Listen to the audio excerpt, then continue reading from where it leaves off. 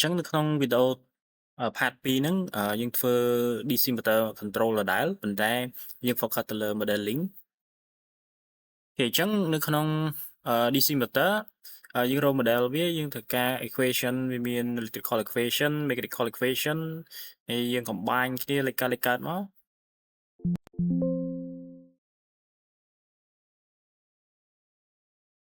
អូខេអញ្ចឹងនៅក្នុងវីដេអូ part 2យើងធ្វើទៅលើ DC motor modeling ហើយអញ្ចឹងសម្រាប់ចំណុចហ្នឹងយើងត្រូវការរក model របស់ motor ព្រោះដើម្បីធ្វើ control system អញ្ចឹងអានេះគឺដើម្បីឲ្យងាយយល់ក្នុងករណីដំបូងគឺយើង approximate model របស់ motor ហ្នឹងទៅ first order អូខេ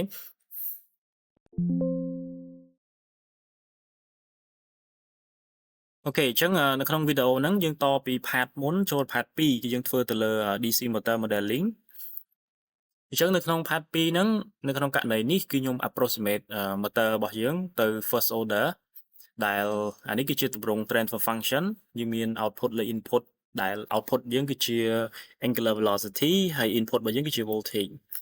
អញ្ចឹងយើងមានកន្លែងនេះ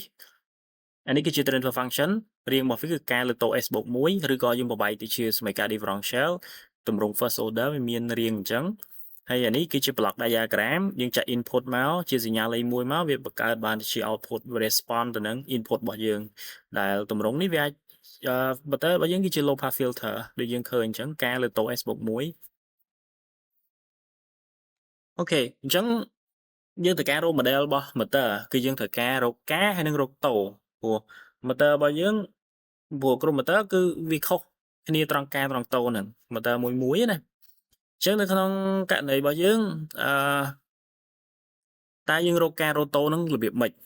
អញ្ចឹងដោយសារតែ system របស់យើង assume ថាវា first order អញ្ចឹងយើងអាចរក solution ហើយយើង analyze ទៅលើ solution របស់វាមកតើតម្លៃការហ្នឹងវាជាប់ពាក់ព័ន្ធមួយអីតូហ្នឹងវាជាប់ពាក់ព័ន្ធមួយអីអញ្ចឹង solution របស់ first order នៅពេលដែលយើងឲ្យ input របស់យើងណាជា unit step u របស់យើងស្មើ1អញ្ចឹងយើងទាញបាន equation របស់យើងគឺប៉ុណ្ណឹងអញ្ចឹងយើងឃើញថាយើងអាចរកតូបាននៅពេលដែលយើងឲ្យ y នៃតូនឹងមកវាស្មើទៅនឹងតម្លៃប៉ុណ្ណឹងមានថាស្មើទៅនឹង 0.62 នៃការអញ្ចឹងការរបស់យើងហ្នឹងយើងរករបៀបម៉េចអញ្ចឹងបើយើងរកការឃើញគឺយើងអាចទាញរកតូរបស់យើងបានហើយអញ្ចឹងតម្លៃរបស់យើងអាចមើលក្រាបកន្លែងនេះមានន័យថាកន្លែងតូរបស់យើងយើងទៅរក y របស់យើងហ្នឹងឲ្យវាស្មើទៅនឹង0.63% នៃតម្លៃការហ្នឹងអញ្ចឹងយើងមើលទៅឧទាហរណ៍ថាអានេះការរបស់យើងអញ្ចឹងមានថាចន្លោះនេះពីនេះគឺការភាគរយ100%ពី0ទៅកន្លែងនេះគឺ100%អញ្ចឹងបើវា63%យើងមើលក្រាបហ្នឹងមកនេះប្រហែល63ធៀបទៅនឹងពី0ទៅ100ហ្នឹងយើងគូសវាមកក្រាបរបស់យើងមកយើងចុះមកក្រោមមកយើងឃើញតហើយអូខេហើយសម្រាប់ការអានេះគឺជា final value របស់យើងមានន័យថាយើងចាក់ input មកតម្លៃណាមួយអញ្ចឹងទៅហើយ output របស់យើងវាឡើងទៅការអញ្ចឹងមកនេះតម្លៃហ្នឹងគឺ final value វាគឺតម្លៃការហ្នឹងតើណោះហើយបើសិនជាយើងចង់រកតូរបស់យើងបើសិនជាយើងអត់ចង់ tick 63% ហ្នឹងទេយើងអាចមើលកន្លែងក្រាបខាងនេះមួយទៀតយើងអាចរកតូរបស់យើងតាមនៅពេលដែលក្រាបរបស់យើងហ្នឹងវាខិតទៅរកfinal value អានេះគឺ final value ហ្នឹងគឺតម្លៃដែលវា constant ហ្នឹងណាវាខិតទៅរកតម្លៃ constant ហ្នឹងគឺអាហ្នឹងគឺ5តូតោះណាអញ្ចឹងអាហ្នឹងពី0ទៅ5តូហ្នឹងនៅក្នុងចន្លោះប៉ុណ្ណឹងអញ្ចឹងយើងអាចរកតូរបស់យើងបានហើយអាហ្នឹងបើសិនជាក្នុងករណីយើងពិបាកវាស់យើងអាចមើលនេះបានហើយអញ្ចឹងzoom មកវិញសរុបមកវិញយើងអាចទាញរកការបានគឺយើងឲ្យយើងឲ្យតេរបស់យើងហ្នឹងខិតទៅ anon ទៅយើងអាចទាញបាន y នៃ anon គឺចែកឲ្យ u នៃ anon u នេះគឺជា voltage អានេះគឺជាតម្លៃ output របស់យើងអញ្ចឹងមានន័យថាការហ្នឹងគឺជាតម្លៃ scalar ទេតម្លៃ scalar បើសិនជាយើងអត់គិតពី steady state ឧទាហរណ៍ថាខ្ញុំចាក់ input របស់ខ្ញុំ2 volt ខ្ញុំវាស់មកឃើញ speed របស់ខ្ញុំ50អញ្ចឹងតម្លៃការប្រមាណគុណនឹង input ទៅឲ្យវាស្មើទៅនឹង50ហ្នឹងតោះណាអញ្ចឹងវាជា scale តម្លៃ scale រវាង input ហើយនិង output គេអញ្ចឹងតូយើងអាចប្រើនេះទៅរូបមន្តហ្នឹងគឺវាងាយស្រួលដែរយើងយក select 5តូមកទៅមានថាវាចិត្តខិតទៅរក city state ទៅដូចរូបមិញនេះយើងមើលក្រាបរបស់វាមកវាចិត្តឡើងដល់ហ្នឹងហើយអាហ្នឹងយើង select វា5តូមកយើងវាស់រយៈពេលប៉ុណ្ណឹង5តូយើងទីរកតូមកយើងអាចដឹងឲ្យថាតូរបស់យើងស្មើប៉ុន្មានអូខេអូខេអញ្ចឹងអានេះគឺជា discrete model សម្រាប់ first order របស់យើងហើយអានេះគឺពីរ method ផ្សេងគ្នាក្នុង method ហ្នឹងយើងអាចប្រើមួយណាក៏បានដែរអានេះគឺយើងប្រើ zero order whole អាហ្នឹងយើងទាញបាន output របស់យើងរៀងរបស់វាប៉ុណ្ណឹងតោះណាអាហ្នឹងយើងអាចទៅ check មើលបានហើយយើងមាន forward earlier អានេះគឺតម្រង់ earlier វារៀង simple ជាងវាអត់មាន expose ទេហើយរបស់យើងនឹងធ្វើ approximation សម្រាប់ discrete របស់យើងណាជាមួយនឹងអា forward earlier នេះតើចង់ដឹងថាតើតម្លៃកែតម្លៃតូដែលយើងរកហ្នឹងវាត្រូវអត់បើមិនអត់ត្រូវទេយើង adjust វាតិចតួចទៅអូខេតោះអញ្ចឹងយើងចូលទៅ SCM ហ្មងយើងចូលទៅ code របស់យើងអូខេអញ្ចឹងនៅក្នុង code ខ្ញុំកែកន្លែងនេះមួយដោយសារតែអានេះគឺគ្រាន់តែយើងកែចិត្តពិតយើង fine tune វាបានតម្លៃតូ D នេះអាហ្នឹងគឺ low pass filter ដែលយើងធ្វើ derivative ណាតូពីរហ្នឹងផ្សេងគ្នាមួយតូនេះគឺតូ modeling អានេះគឺតូ low pass filter ចឹងនៅក្នុងនេះខ្ញុំតម្លើងតម្លៃវាបន្តិចព្រោះខ្ញុំបន្ថយតម្លៃវាព្រោះអីអានេះបើសិនជាយើងតម្លើងវាមានន័យថា output របស់យើងវាកាត់ noise បានច្រើនប៉ុន្តែវាធ្វើឲ្យ response របស់យើងក៏ slow ដែរអញ្ចឹងខ្ញុំតេស្តទៅខ្ញុំឃើញថា 0.015 ហ្នឹងវាអូខេវា noise ក៏វារៀងកាត់បានល្អដែរហើយអឺ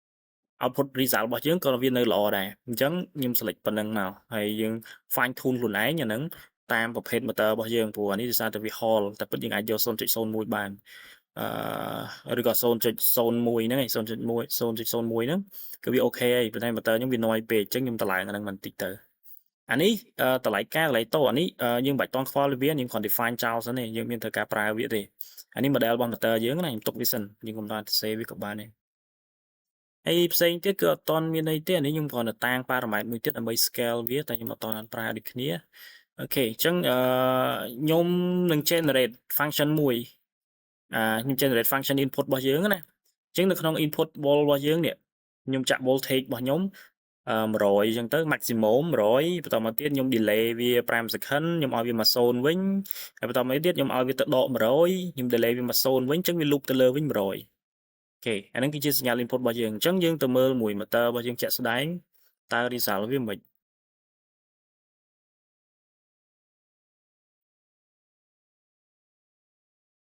អូខេចាំតិចសិនខ្ញុំវា error code កន្លែងអូខេអានេះខ្ញុំលុបវាចោលសិនអានេះកូដចាស់ខ្ញុំលុបអា backward ចោលព្រោះខ្ញុំអត់មានត្រូវការប្រើវាទេអានេះ output របស់យើងខ្ញុំអត់តន់សរសេរណាខ្ញុំបិទ comment វាសិនហេអញ្ចឹងខ្ញុំ upload code មក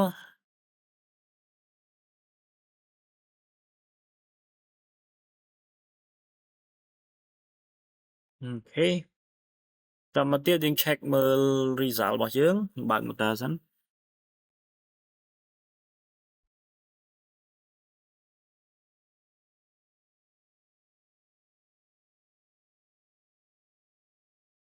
អូខេអញ្ចឹងយើងមាន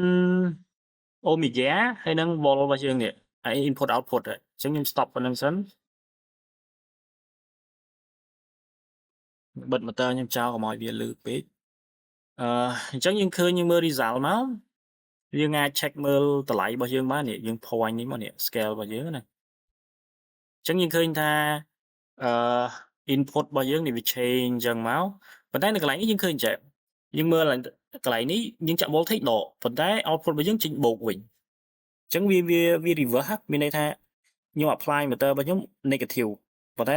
តម្លៃដែលខ្ញុំរៀបចេញមក positive អញ្ចឹងមានន័យថាវាខុស condition អញ្ចឹងកន្លែងហ្នឹងចាំយើងទៅកែវា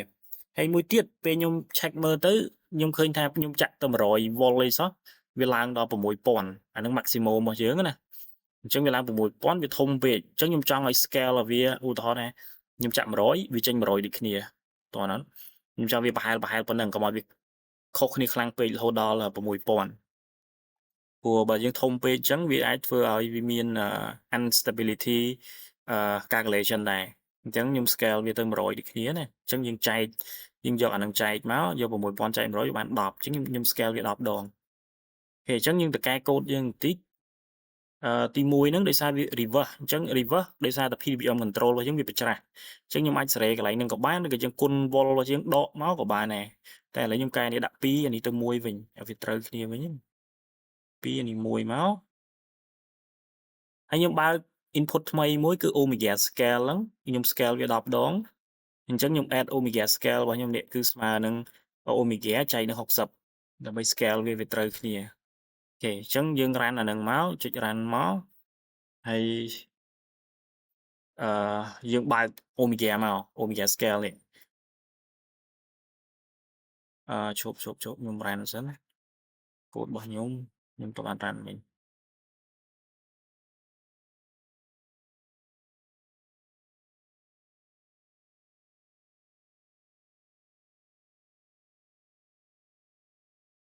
អូខេ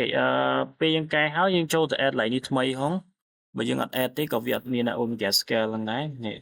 ខ្ញុំ add omega scale omega នេះយើងចង់បិទវាចោលក៏បានដែរឬក៏យើងចង់មើលវាស្រេចយើងអញ្ចឹងខ្ញុំបិទវាចោលហ្មងទៅ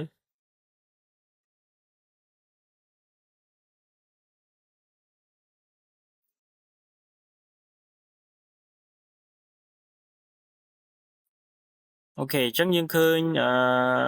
ក្រាបរបស់វាអានេះគឺ vol អាពណ៌នេះគឺ vol អានេះគឺ omega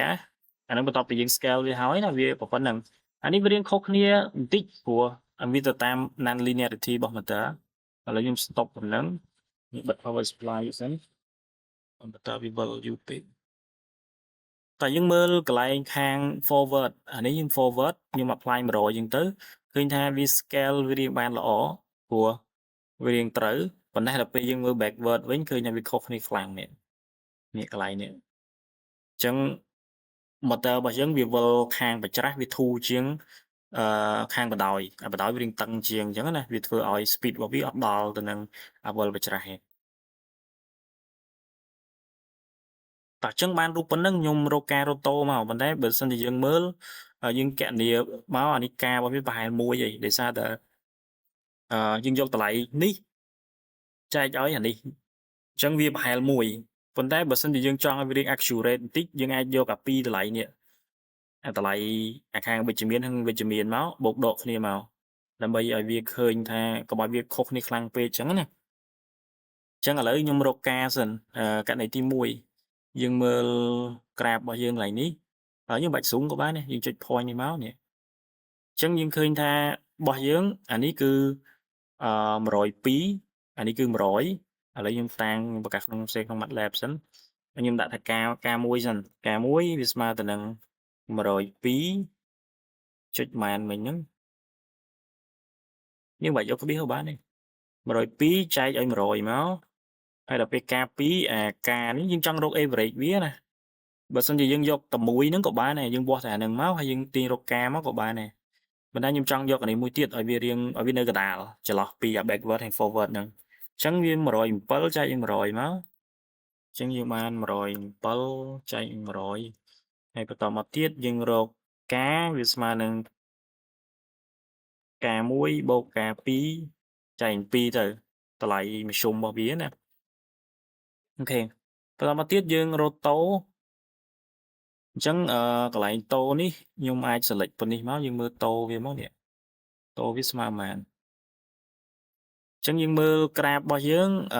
យើងឃើញថានេះវា city state អាពណ៌នេះ city state អញ្ចឹងមានថាវាចិត្តដល់វានៅក្នុងប្រព័ន្ធនេះនៅក្នុង rank មួយប៉ុណ្នេះវាថាវាចិត្តដល់ហើយខ្ញុំបិទ wall ចោលនេះអញ្ចឹងវាកើនពីកន្លែងនេះមកប្រព័ន្ធនេះវាចិត្តដល់ហើយប្រព័ន្ធនេះអាហ្នឹងគឺយើងអាចយក5តូបានអញ្ចឹងខ្ញុំ assume វាប៉ុណ្្នឹងមកអូខេអញ្ចឹងយើងវាស់ time ហ្នឹងមកនេះគឺ time ដំបូង6.265តូស្មើនឹង6.265អូ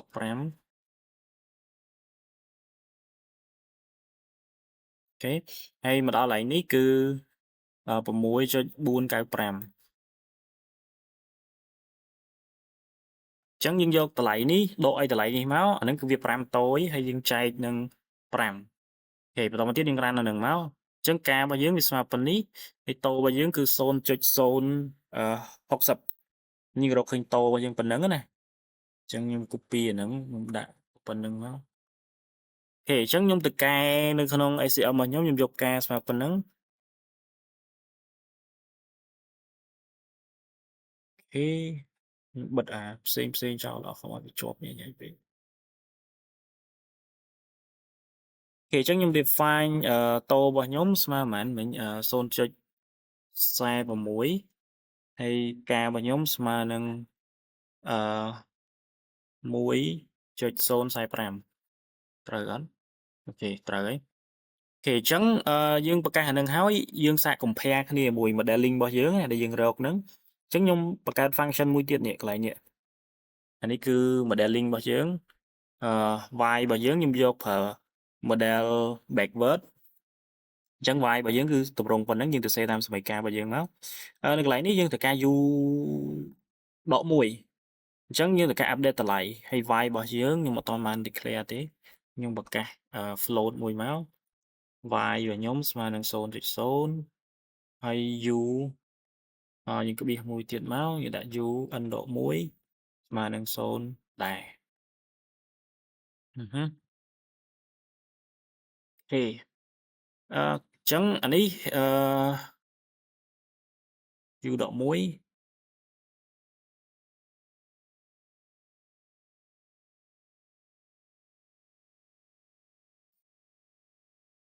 ខេអញ្ចឹងបន្តមកទៀតយើងតាំង u របស់យើងនេះកន្លែងនេះអឺយើងអាច add អា function របស់យើងចូលទៅក្នុង timer របស់យើងមកអញ្ចឹងខ្ញុំ add ពីត្រង់នេះទៅក៏បានដែរពីក្រោមនេះហ្មងយើង add copy function ហ្នឹងមក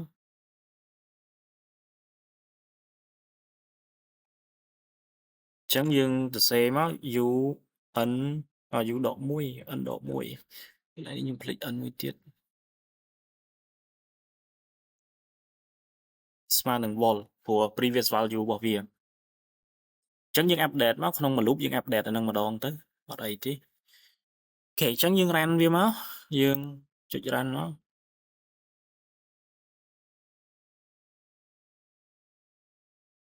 អូខេតោះអញ្ចឹងវាអត់មាន error អីទេខ្ញុំចូលទៅ Cube Editor ខ្ញុំខ្វែងអាមិញចោលបន្តមកទៀតខ្ញុំ add y របស់យើងចូលមួយទៀត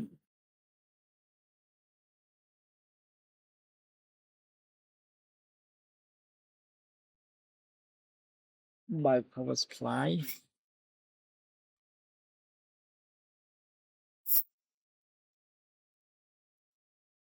អូខេអញ្ចឹងយើងមើលយើងឃើញថាmodel របស់យើងណានេះអាពីរនេះអាពណ៌នេះគឺ y របស់យើង model អានេះគឺចេញពី motor អញ្ចឹងឃើញថាវារៀងខុសគ្នាដែរប៉ុន្តែប៉ុណ្ណឹងគឺវាខុសគ្នាអត់ខ្លាំងទេអានេះដោយសារតែ motor របស់យើងអត់ល្អបានយើងរក model វាទៅវាមិនសូវត្រូវ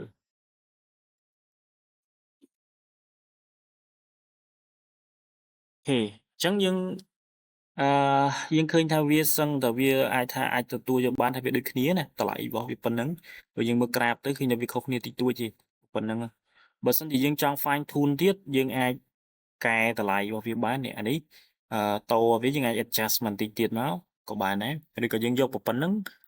ខ្ញុំគិតថាវាអូខេហើយតម្លៃវាប៉ុណ្ណឹងនេះក្រាបរបស់វាព្រោះកន្លែងខ្លះវាលឿនជាងអា model លឿនជាងកន្លែងខ្លះmotor របស់យើងវាលឿនជាងវិញទៅព្រោះដោយសារវា motor របស់យើង non linear អញ្ចឹងសរុបមកវិញតម្លៃតូរបស់យើងអាចរកបានប៉ុណ្ណឹងយើងគណនាតាមក្រាបរបស់យើងមើលក្រាបមិញហ្នឹងយើងអាច approximate វាបានប៉ុណ្ណឹងណាតម្លៃការស្មើប៉ុណ្ណឹងតម្លៃតូស្មើប៉ុណ្ណឹងទៅអូខេអញ្ចឹងបន្តវីដេអូបន្តទៀតយើងធ្វើជាមួយនឹង PI control ដែលយើងយកតម្លៃការថ្លៃតូហ្នឹងដើម្បីទៅរក controller របស់យើងអូខេអញ្ចឹងនៅក្នុងវីដេអូយើងគឺមានប៉ុណ្ណឹង